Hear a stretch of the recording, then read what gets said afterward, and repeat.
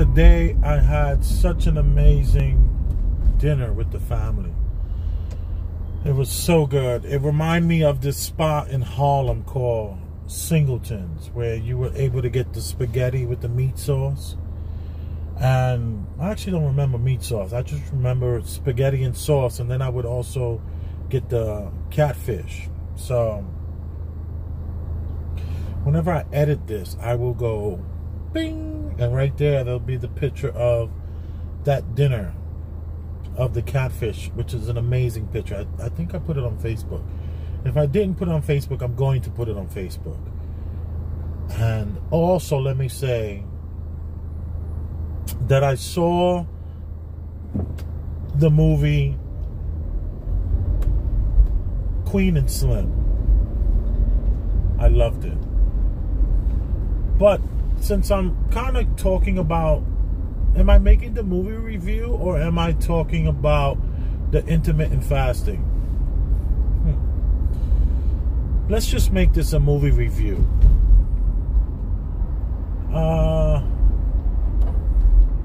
Ultimately, I would give this movie 4 out of 5 stars, 2 thumbs up, and a 8 out of 10.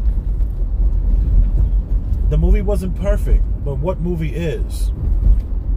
I knew the ending was going to happen because I know that in this world that we live in, you can't get away with anything. There is no getting away. There is no making it to what you have envisioned a way out. No movie really does that. You know, especially since, you know, you remember when Butch Cassidy and the Sundance Kid, you know, it was like they had nowhere to go. They knew, you know, that the end is near. And you still move forward. You know, when it came to Kuhan Luke, and not Kuhan Luke, when it came to Butch Cassidy and the Sundance Kid, you know, they went out in a blaze of glory. And so, well, when it came to Bonnie and Clyde, they didn't go out in a blaze of glory. What they did was they were ambushed by the federal government. And they put like 200 bullet holes into their car. And when you think about what other movies were reminiscent of this movie, classic movies like Romeo and Juliet, you know these classic movies are going to die. Remember the one that there was what was his name? I can't. Oh, what about Thelma and Louise? Didn't they just like go over a cliff? They were like, the hell with this. You know, this is kind of like that. This movie is the kind of the movie where it was very Thelma and Louise meets, because this wasn't about two people that loved each other. This is about two people who found love in their predicament. But really, the movie starts off with this guy who's going on some sort of Tinder date with a real snobby a woman. And a woman and her character is something that I cannot stand. I, from the very beginning of the movie, didn't like it. I didn't like her attitude. I didn't like anything she represented. And during the dinner, she was just such a, you know, she was such a,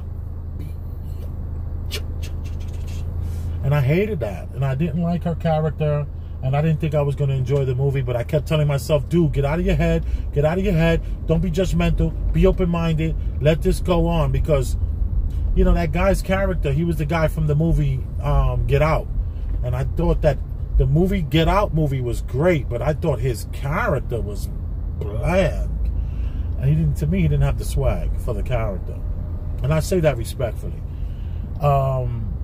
And then this movie, as soon as I see him, he has those jaundiced looking eyes, and I just can't stand that jaundiced look. So already I had a bad taste in my mouth. I didn't like her. I didn't care for him. I didn't care for his southern accent. But if you're a guy going on a date with this hot chick who's a lawyer and who is uppity, you kind of try to check your southern accent. So I could see how he actually did a great job in the beginning when I was hating on him. I hated onto the movie until it was like scene 4. And scene 1 and 2 was just the dating and the driving back from the date. Scene 3, we're going to go where the car was stopped by the police. And scene 4 was the car running out of gas. Scene 5 would be them going to the gas station with the help and the aid of this this guy who had like an F-150 pickup truck. And that pickup truck never was anything that they looked for. You know, there was never any news reports when you was listening to the news in the background of the movies. Never reported. They was looking for the Honda, the initial Honda, and then they were looking for that that Chevelle or whatever it was, the American car that they were in, and that was only because of the young kid who wanted to be remembered for doing something, and he felt that by him shooting an officer would kind of propel him into some sort of his own Romeo and Juliet tale. But we all know how that ended, and they didn't even have to show it. But I'm sure they lit that boy up like a Christmas tree, fill him with so many holes he looked like a number 2 pencil. All those different things. Let me turn here. Okay. Everywhere I turn, everyone is still vaping. No one cares about the warning. I'm seeing everybody vaping everywhere they go. But anyway, so now we are in a situation where they are. Let me tell you the parts where I hate it. Let's go back to scene 2 or 3 where the police pulled them over and she wound up getting shot in the leg. I was like, no cop would shoot a person in the leg. All cops shoot you in the damn chest. But when you start to imagine this particular police officer, you start to imagine when the little bit of information you learned about this officer was that this particular officer was involved in some sort of shooting already, and they were questioned whether or not this was like some sort of revenge shooting. Was this a revenge shooting? And they were like, no, this is not a revenge shooting. This is a self-defense situation. And most people would think, like, from what I've heard in the last couple of days, is that this kid threw his life away for this woman. And I would argue that knowing the little bit that we know about the officer and knowing about the way the officer was so quick to escalate this situation, the officer escalated the situation in a very unique way. And him not shooting her in the chest, was that the fault of the director not wanting his main character to be shot in the chest? Because you can't have a movie where your main character is shot in the chest. Well, you could have had the officer slip, and by him slipping, she got shot in the leg. But for him to just shoot her in the leg doesn't make any sense. So I was hating. But when you can imagine this officer, right? Let's imagine that this officer has a history of violence, one in which is psychopathic violence. And one can imagine that he's aware that government protects government because he was already in a shooting. So if you're in a shooting and you then escalate your next shooting, it's possible that shooting her in the leg was a way of you getting off on the violence. Whereas if he shot her in the chest, that's immediate, instant gratification. And there's a part of me that would like to believe that that officer probably was looking to torture them through fear and even pain, and was getting off on that. Because history would tell us, if we pay attention, that there are tons of officers out there that are looking for blood. And maybe shooting someone and killing them immediately is not enough to quench the thirst of this officer. So it is possible and highly probable that an officer who is looking to quench that thirst, that evil inside of him that's calling him every night, that has him sleeping with that gun in the bed, rubbing it down, talking to his weapon. There's a sickness here. So yes, I was hating, but I quickly, as the movie progressed, started to put a lot of the pieces of the puzzle together. And I started to say, wait a minute. Is it possible that this sick officer was going to shoot and kill Slim? And that's not his name in the movie. The movie's called Queen and Slim. I'm just going to refer to him as Slim so we can just keep it simple. And is it possible that this officer was going to kill Slim? Is it possible that instead of him throwing his life away for some woman that he knows nothing about, who was a snob and would never ever see him again, who was on this date just to test her own self, like she's probably one of those girls that will go on a date with you just so that they can stamp or solidify how they truly feel and reason with that. Or they can always be like, you see, I've tried to date black men. Every time I go to dinner with them, they have nothing to say. They're not intelligent. They don't have any heart, or they lack, you know, the financial this or whatever it is. A lot of women sabotage relationships just to prove a point to themselves why they're single, or why they like interracial relationships, or why they're seeing same-sex relationships. You know, people are constantly looking for excuses. So I would argue that this woman and her character, who I couldn't stand, I began to love and care about deeply. And knowing what I know about these tales, where at the end we all know it's going to be tragic, it's still worth watching. It's still worth seeing. And I felt that at the end so strongly. And when the first time I became emotional was when they put the guy with the F-150 pickup truck, they put him inside of his truck. And they put him in the trunk of their car, in the Honda. I was hating, because I was thinking all those Hondas from certain years, they all have that pull cord in there, and that pull cord means that you can escape. So if you're able to escape, then that means that either the director just doesn't know that the audience is intelligent enough to know that no trunks of cars you can be trapped in any longer, because even if you don't get out through the trunk from the pull latch, then you can get out through the door, through the back doors. I mean, the back part of the seats that fold down. So I was hating, but then I thought about this. Wait a minute. They never mentioned the cop that was held hostage and that they put in a trunk. And what that officer said, all right, let me make sure I'm going the right way. Queens Boulevard, okay, cool. What that officer said was, I'm trying to help you.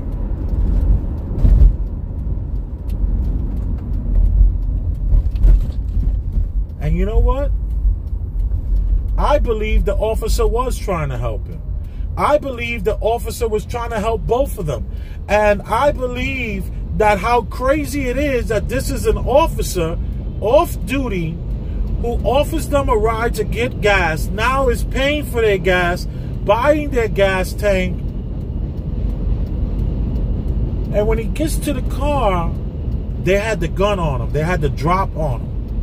And he was just like, where you guys going? You gonna go without me? And they were like, they had the drop, they had the gun, they said, get in the car. And he got in the car, and I liked the way the officer let them know from the very beginning that I'm a person, I'm a human. I have a son I'm trying to go home to that I've watched grow. Do not take my life. I'm not going to do anything to jeopardize my life. And then he told them, let me help you. And he was serious. What was the extent of his help? I'm unaware. Wow, really? Thank you. Illegal turn and all that. It's NYPD. You can't talk junk, you know? Let me see if you can see it in this window.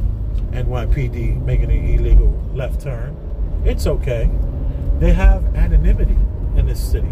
or in all cities. And I don't want the smoke. So please, cut in front of me without signaling and make your left illegal turn.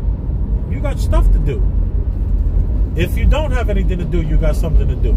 If you let me tell it. Yeah, so we have a situation where I believed him.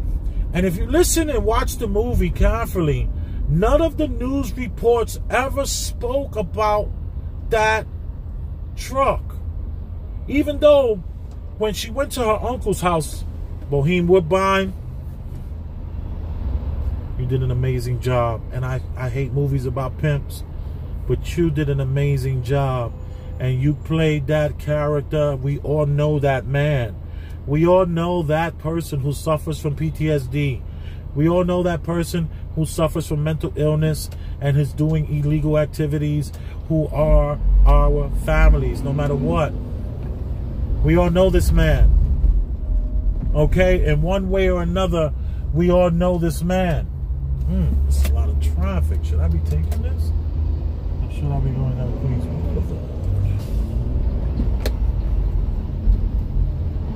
We all know this guy, and I really, really appreciate his character. His acting was staunch. Oh, Jesus. Boheme Woodbine put his foot in it. I mean, he put his foot in his damn role. Damn. I ain't giving you no damn car. You know, the way he act. And when she told him, well, when he first embraced her and he hugged her and her hands were down, immediately I was thinking, this might be her father. Or this is the uncle who molested her. You know, that uncle that molested you, who's a pimp. You know that you can always go over to him if you don't want to go to, but you end up going to. That kind of a person is so under the radar that you have no real connection to. But in a time when you're on the run, this is the person whose door you knock on. Straight up. So to find out that this was actually someone who, as she became an attorney, she defended, who killed her mom because of his mental illness, because of his PTSD, and she was able to get him exonerated because she knew it was an accident. And as painful as that was to defend the person who took the life of her mom, you know, she knew that he was innocent, so she did what she could for what? For her family. And I really appreciated that. Talking about that makes me emotional. Thinking about that in that context makes me emotional. And the first time I got emotional was when they slammed that damn door. Because someone would have yelled out, you might have to kill this man. You know, you put a man with no hands tied and no feet tied and his mouth is not duct taped, and you put him in the back of a truck, you know 30 minutes later, they're on your ass. They're going to find that pickup truck. You're done, but they never even looked for the pickup truck. Why is that? Because he was telling the truth when he said, let me help you. Very powerful. And then I would argue with the people who said he threw his life away because when she jumped out of the car, she was flipping out the mouth. Is it possible that she actually saved his life? Is it possible that he did not throw his life away because he was there? We are just the voyeurs in this movie, looking at it with blinders on, and we're looking at it with true clarity. And that true clarity will lead you to believe this kid is going to ruin his life. But we weren't there. It's foolish to imagine that. It's foolish not to be able to put on the table that she actually saved his life.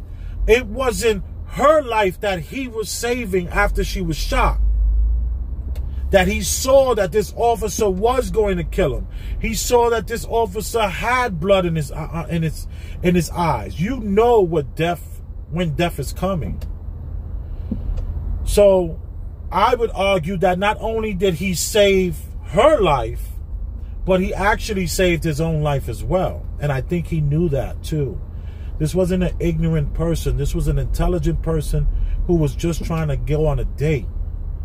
This is not a dummy. You can tell by his father, the way the house that his father lived in.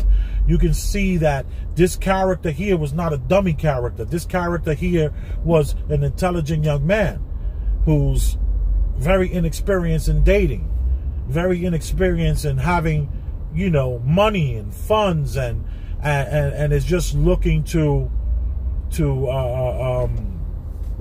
he was just looking to go out on a date. And yes, this happened.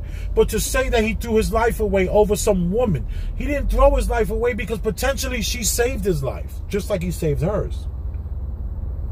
That's where the common ground and the commonality, they come together in such a great way. And I really, truly have to say that this movie was able to have you thinking. And it wasn't what you expected. Knowing the end is going to be tragic. Knowing that already, the movie revealed so much about what I refer to as America. Because I've traveled a lot of America. And the first time I went across country, I took Route 80. And it was amazing. It was beautiful. The second time I crossed the country, I took Route 66. All up and down this country. The third time I traveled across America, I actually took only the routes. No interstate, no tolls. And it was amazing, the people you meet in this country. I was driving through South Dakota. And in South Dakota, my transmission blew on a 10-cylinder Ford Excursion that was pulling a 31-foot travel trailer. And this Indian guy ran down the hill on his horse, checked us out to make sure everything was all right, ran back up, grabbed the pickup truck, grabbed a big fat chain and a hook, and hooked me and pulled me all the way over. He says because the way that the ground was riding, the hills were riding like this. It was like, you know, and it was beautifully paved, but it was just a steady flow. He didn't want somebody to come over the hill and slam into the back of my trailer and hurt somebody and destroy my trailer. So he helped me and stood with me until we got the tow truck people to come. And what's interesting about that is his house was on this road, and the nearest house was maybe 2-3 miles apart. And I just happened to break down in front of this man's house. Okay? And he didn't even know where we were other than the latitude and longitude. There were no streets. That road had no name. So, and let me just tell you where I was, if I can remember. It was South Dakota, and I was near... I can't remember right now. What was that I was near? I can't remember, but don't worry about it. I'll put it right there in the screen where I'm talking. When I redo this, you know, it'll type up and it'll say that. I don't know when that's going to happen. The video's going to go up first. Don't worry about that.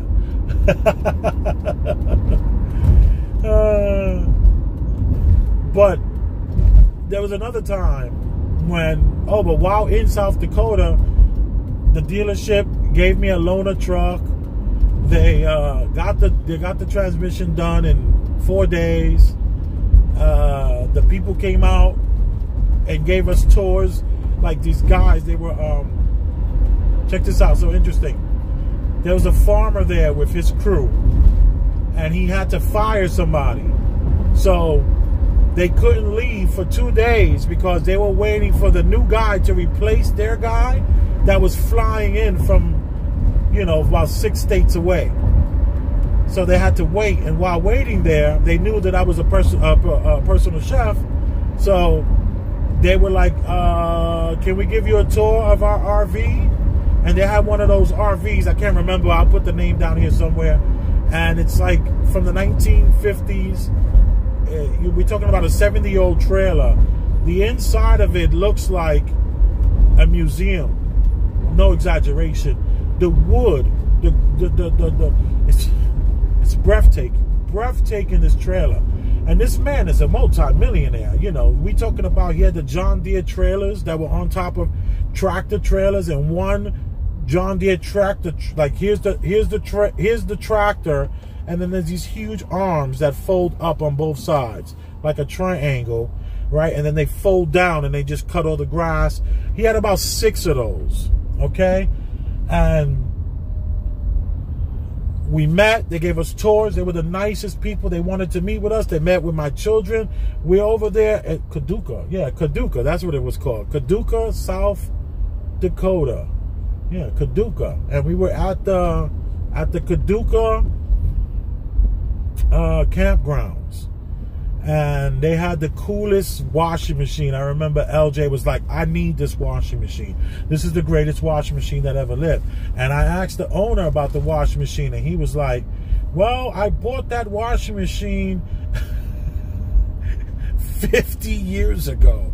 And it seems to keep working. And whenever it breaks down, I call the people, they come and they fix it. It's always worked out well. Because, you know, these campgrounds have washing machines and dryers and, you know, game rooms and all that kind of. This place was so run down, though.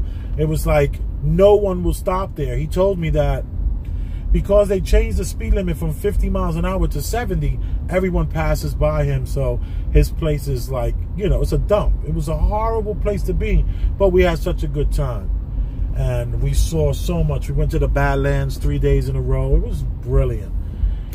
And everyone we meet on the side of the road are just amazing people. Let's put it like this. I get a call from the dealership while in Kaduka, and they says, you can come, they says, we have a car for you if you want to just borrow a car. And I was just like, oh, when I agreed to the stipulations and stuff like that, and they got the transmission for me, and it was going to take a day to get the transmission and then 3 days to put it in, they were saying how, come by, we got a car for you. And I was like, all right, great. So I told LJ, I said, LJ, go over to across the street or across the highway from the campground. There was some sort of like a truck stop, and a very small truck stop. And this very, very, very small truck stop, nice Corvette. This truck stop allows you to, what's it called? What does it do? Oh, so this truck stop, she goes to the truck stop, and I told her, you'll find somebody. Tell somebody that you need to get to the next town to pick up a car. And she was like, I'm so scared. I don't want to. I said, listen to me carefully. I don't want to go out there with you. I don't want people to think that we all need a ride. But you standing with this beautiful child, no one's going to resist you. She was there 2 minutes. People were like, you okay? And she was like, well, I'm trying to get to, I think it was called Phillips, South Dakota. And they were like, oh, okay, I'm going that way. I can give you a ride. And they just without a problem. And they talked the whole way. They, you know, it was fine. It was great. It was not a big deal. The woman she had a child with her. And my daughter and her child, they talked. LJ and her talk. She took her to Phillips, which was about an hour and 20 minutes away. No problem. Because in South Dakota, they don't go by miles. They go by hours. How many hours away is it to something? So she was only an hour and 20 minutes, and this woman was taking a 2-hour ride. She was going past Phillips, but dropped her right to the dealership. They came. She didn't have to sign for it. She said, hey, I'm here. I have the excursion here. They're like, okay, you got 4 cars. Choose one. Whichever car you want, take it. And she's like, all right, how about the F-150? And she was like, all right, cool. Boom. They gave her the F1. They gave us the F-150. Cody and I, my son and I, we were at the park. And was that my exit? Please don't tell me that was, no, I don't think so. So Cody and I were at the park. Jesus, that was my exit. It's okay. So Cody and I, we went to the park. We waited about 2 hours, and boom, here comes Mom with the F-150. And the woman who gave her a ride offered to stay and wait for her to make sure she got the car. and wanted to know, did she need any money for gas for the car? And was she going to be okay? And to take her number, call her to let her know that everything is fine. That's America. That stuff you see on TV where you can't trust your neighbor, that's TV, that's propaganda. That's not America.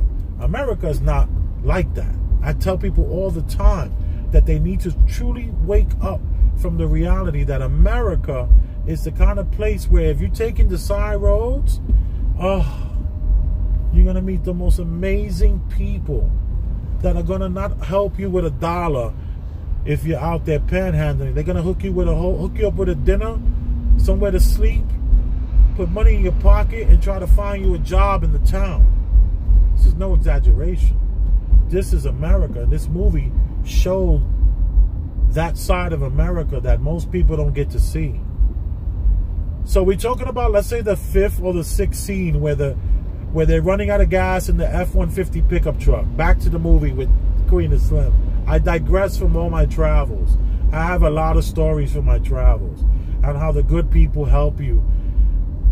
Real quick, I'm in Nebraska. It's a place called Arnold, Nebraska. It was the same day as the eclipse. I wanted to see the eclipse. I wanted to be right where it was. I wanted to be right in the line of that eclipse. I watched the eclipse for almost 3 minutes. That's how long, that's how great the spot I was. And it happened to be about 15 miles away, 20 miles away from Arnold, Nebraska. And Arnold, Nebraska is where my hitch broke. The hitch that I was using was rusty. And I saw there was some rust on it, but I didn't think it was that serious. I thought it was like surface rust. I didn't recognize that it was deeper than that. And what happened was my hitch broke. And my trailer slammed to the ground, skidded and ripped up the asphalt. I was only going 5 miles an hour. It could have been really, really dangerous. And the people in the town, they came out with jacks and they lifted up my trailer, brought it over to the campsite in Arnold, Nebraska. The local welder, which we refer to him now as Uncle Dave. Uncle Dave came. He helped us. Uncle Dave came back at 8 o'clock in the morning, took me to a bunch of different towns, spent about 7-8 hours with me trying to get that hitch that was dangling out of the back of the car from the ripping of it, from the rust, and getting me a new hitch. So we were able to get a new hitch, but in the process of getting a new hitch, we realized that the tongue, is the part of the trailer, this is the ball that connects to the ball and locks. That locking mechanism wasn't working. So Uncle Dave wound up taking out that whole piece, fixing it, and then re-welding it. And then fixed the stairs to my trailer, and then fixed something else that was hanging down. And he did all this work all for free. Refused to take any money from me. Wanted to make sure that I was being honest with him, that I had enough money to make it home. And I was like, no, I have enough money. He was like, are you sure? Let me help you. If you need some help, don't be afraid to ask. That's America. America is the place where you break down. The guy who lived his whole life thinking that he understood and knew about who he was as a person does never get tested, because he stays that person no matter who he meets. And he might have been raised by a father that was a racist and a grandmother that was a racist.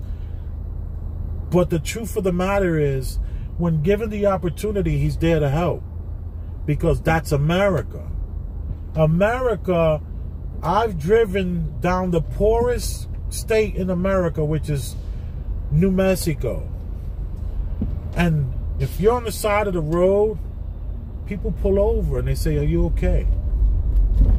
I one time was pulled over in the Rocky Mountains trying to climb a hill that was 54 miles high. 54-mile incline. Just imagine you're going up like this for 54 miles. No exaggeration. And the truck that I had just couldn't do it, man. I wound up changing the oil, trying to make, it just couldn't do it. It just was too much. 50-something miles. I actually had to turn around and go like 200 miles out of the way just so that I can avoid the mountains of Colorado. It was crazy. I was coming in from Denver, and it was just too much for my... It was just too much. My engine just couldn't take it. It was overheating.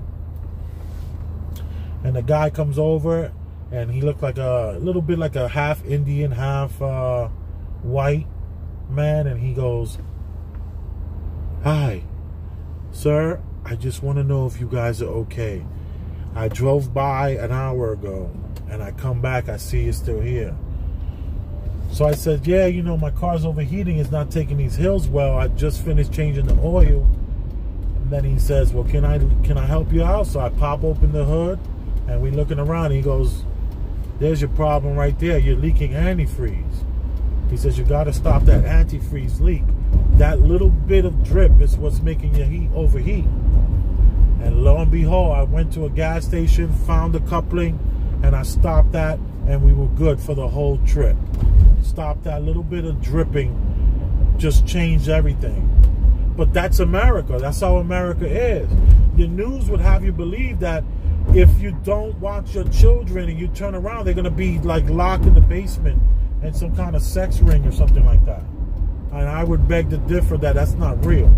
I'm not saying that these things don't exist, and I'm not trying to be insensitive to people that suffer from these kind of situations. But in this beautiful country, when you're riding on the back roads, and you take in the service roads and the side roads, and you stay off the interstate, all you're gonna meet is amazing people.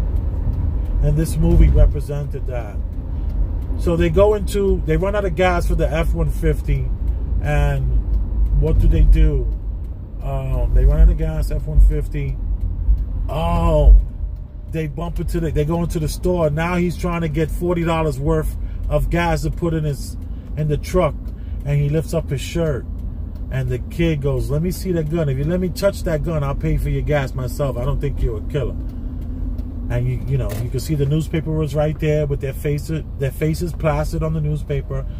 And then you realize right away that this kid knows who this guy is. Is he going to turn him in? And no, he does not. Does he pay for his gas? Yes, he does. Does he give him back his gun? Yes, he does. Someone might look at this and say, "This is the most ridiculous movie I ever saw. This is not real. This is not true." And I'm here to tell you this is very true. That's America. America is the place that you can hide. America is the place that people are going to have your back. When they believe in you and they believe in a cause, the concept of law enforcement running around and everybody is just either pro-cop or not is a lie. That's propaganda. That's all propaganda. And what I liked was that this young, and then this also proves that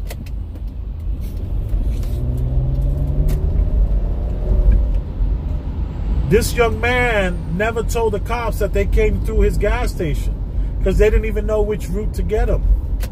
This also proves that the cop who was in the Honda was able to get out of the Honda and just walked home and just watched the news to see what's going to happen. He never volunteered that his vehicle was taken. That's America. So I'm gonna move a little faster because it looks like if I continue the way I'm going, it's going to take like 2 hours. But I do want to talk a little bit about how these people were able to communicate without talking. The movie had them talking without using their mouths and to communicate. It was almost as if you might confuse it for a narration of a movie, but the movie wasn't narrated. This was not narration. No. This was deeper than that. This was some sort of communication that you can only get when there's an understanding. And I was thinking while watching the movie, I said, whoa, are they trying to say that black people are able to communicate by just using their minds and not have to actually speak and say the words. And I was like, I found it to be very, very unique in filming. And the way the director was able to have conversations happen without necessarily saying the words. Like, he told her something about what he wanted, and he knew that that was how she wanted it. That's how he was able to read her mind almost. And I was like, are they trying to say black people know how to read each other's minds? Then I started to think, wait a minute. What if we, because I get like that with LJ. LJ and I don't really have to, we can almost finish each other's sentences. We can actually talk in an interesting way where I'm thinking, is it possible that this is some sort of play on the pineal gland? Is this some sort of reference to time and how quantum physics and all that kind of stuff, how our mind and our consciousness are totally connected, and it's the distractions around us that have us in a low frequency that would never be able to truly connect with each other on a cosmic level the way all human beings are probably able to connect. Because I say that because there's a ton of white folk that I know of that seem to connect very well with each other. They ask massive amounts of questions with no problems. Like I go to places and I cook for people, and like just one guy, he pops up out of nowhere, and you would think this person was being intrusive and all in your business, but it wasn't. They're not intrusive. They're not all in your business. What they're doing is they're connecting. And I noticed that whites, as soon as they move into a building, they almost find somebody to walk their dogs. They're having dinner. They're like knocking on each other's door, checking on each other. And it's interesting that, are we all able to communicate through this particular way, but we're unaware of it because we're so poor? Like people that are black and people of color, we're so poor and our frequencies are so low from watching all this crap on TV and the music. Are we not living to our full potential, and that this situation threw them into a cosmic reality, some sort of stress-induced pineal gland sugar rush, if I can argue that, some sort of time, understanding that time is not real. Like when I was a kid, right? I was one of those kids hanging out in a certain place. Like, let me just put it this way. I don't want to really get into that. But one day felt like a month. 2 days. You know, you was around somebody for 2-3 days. You thought you loved that person. You know? And I remember, all right, let me just keep it real. That was the time when I was a homeless kid in New York City. And that was 1988. 1989 and 1990. I was one of those kids that was running the streets of New York, homeless, and trying to figure out the next step that was going to happen, the next meal that was going to happen, the next place to sleep was going to happen. And everything is in the moment, and it feels like when you meet somebody, you get this energy from someone, and you know right away if you click. And next thing you know, you guys are inseparable. And it might only last a week. It might only last 2 weeks. But that felt like a lifetime. And you were able to, you know, almost be ready to seriously die for that person. If I would, if I can go there. You would say to yourself, man, this person is someone I can see myself, like, you know, like, I won't let anything happen to this person. I got this person's back. And that might only last a day or two. You like my shirt?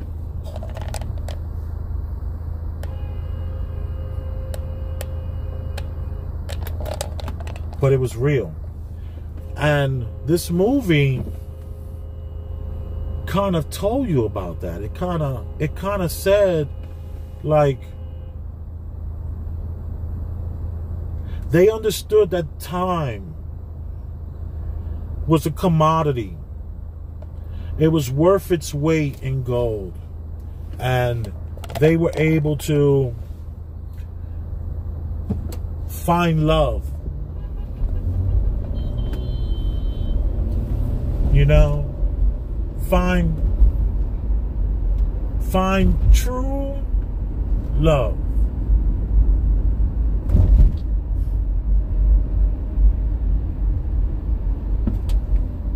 It was a good movie.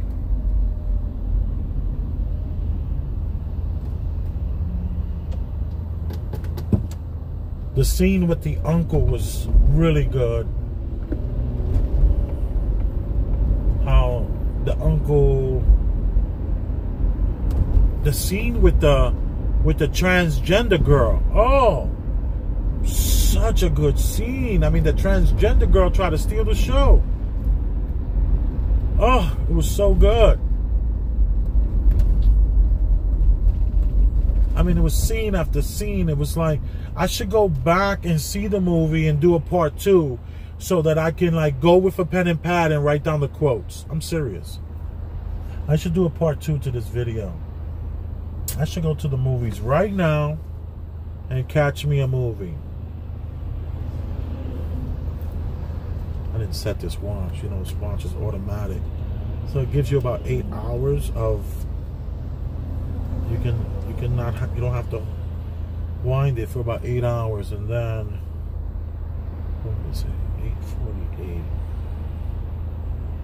and then it stops. I think I'm gonna do that because there was so many great, amazing quotes in this movie. And also, let me say this to you, LJ cried at the end, right? I cried in the middle. I cried at the end. I didn't cry at the end. You know, I knew that was going to happen. And I thought it was very poetic. And it was, the cinema aspects of it were good and sound. And let me say this. Whoever lit this movie, the lighting of this movie needs an Academy Award. To light those people, the way they were dancing. Like they stopped off at a club and he was like, nobody's going to recognize us here. Not understanding that in a small town, everybody knows everybody. They know who an outsider is. And everyone knew who they were. And they held them down. The lady said, you are safe here. And she was serious. You're safe. You got nothing to worry about. That's America. This is an American tale. Part 2 coming soon. Boom.